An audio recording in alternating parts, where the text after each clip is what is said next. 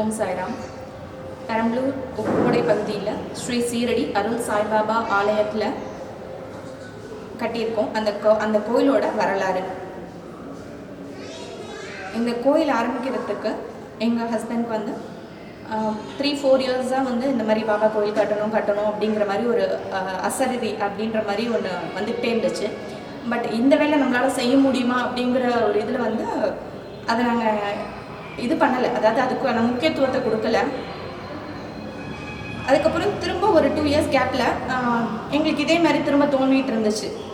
அப்போது இது வந்து கண்டிப்பாக இதாக தான் இருக்கும் அப்படின்னு சொல்லிட்டு ஒரு நாள் அவர் வந்து உத்தரவு கொடுத்தார், நீங்கள் இந்த மாதிரி கட்டுங்க, நான் உங்களுக்கு பக்க பலமாக இருக்கேன் அப்படின்னு சொல்லிட்டு பாபா உத்தரவு கொடுத்தது பேரில் நாங்கள் ஆரம்பித்தோம். இப்போ நான் சொல்கிறேன், அந்த உத்தரவு அப்படிங்கிறது எப்படி வந்தது அப்படின்னா, கனவுல வந்து தோணி சொன்னாங்க. கனவுல தோணி சொன்னார். அதுக்கப்புறம் திரும்ப எங்களுக்கு நம்பிக்கை இல்லை, அதாவது நம்பிக்கை இல்லைன்னா இவ்வளோ பெரிய வேலையை நம்மளால் செஞ்சு முடிக்க முடியுமா அப்படிங்கிற ஒரு இது இருந்துகிட்டே இருந்துச்சு.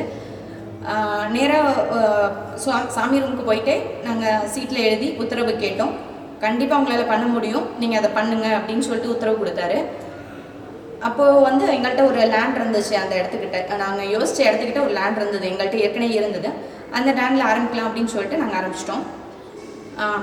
ஓரளவுக்கு பண்ணிகிட்டு இருந்தோம். பேஸ்மெண்ட் லெவல் வந்தோடனே திடீர்னு ஃபினான்ஸ் டைட்டாக இருந்துச்சு. எப்படி பண்ண போகிறோம், என்ன பண்ண போகிறோம் அப்படின்னு யோசிச்சுட்டு இருந்தப்போ வர வேண்டிய பணம் அது வராதுன்னு நினச்சிட்டு இருந்தோம். அந்த பணம்லாம் வந்துச்சு. அதை வச்சு நாங்கள் திரும்ப இது பண்ணிட்டோம். அதுக்கப்புறம் நிறைய அற்புதங்கள், ஏன்னா இந்த வாய்ப்பு கொடுத்ததே எங்களுக்கு ஒரு பெரிய அற்புதம் தான். எல்லாருக்கும் வணக்கம். சீரடி அருள் சாய்பாபா உப்போடை கோவிலேருந்து பேசுகிறோம். இந்த கோவில் பாபா கோவில் ஆரம்பிச்சதுலேருந்து கடந்த 2 வருஷமாக எனக்கு பாபாவை ரொம்ப நம்பிக்கையாக கும்பிட்டுட்ருக்கேன்.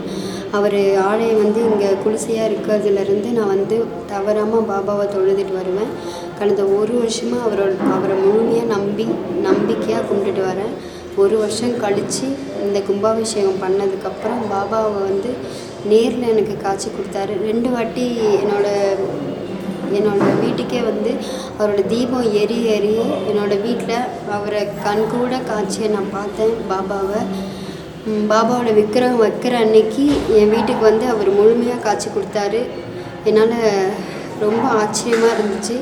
பாபாவை எனக்கு எந்த கஷ்டம் வந்தாலும் எந்த ஒரு சூழ்நிலையிலுமே பாபாவோட விபூதியை இட்டுட்டு அவர்கிட்ட போய் மனசார வேண்டிட்டு நான் படுத்தேன்னா கனவுல வராத நாளே கிடையாது.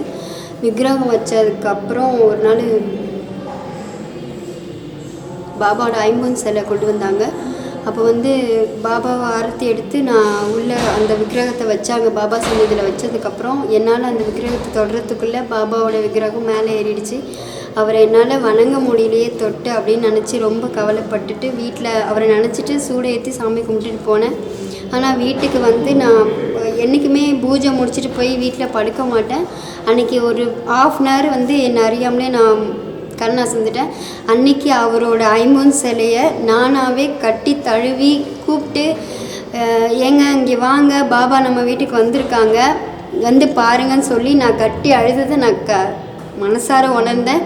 எழுந்து கண்ணு தண்ணி என் கண்ணில் நிற்கிறத நான் கண்ணால் உணர்ந்தேன். என் ஹஸ்பண்ட்டை சொன்னேன், இங்கே இருக்க ஓனர்கிட்ட வந்து ஷேர் பண்ணிக்கிட்டேன்.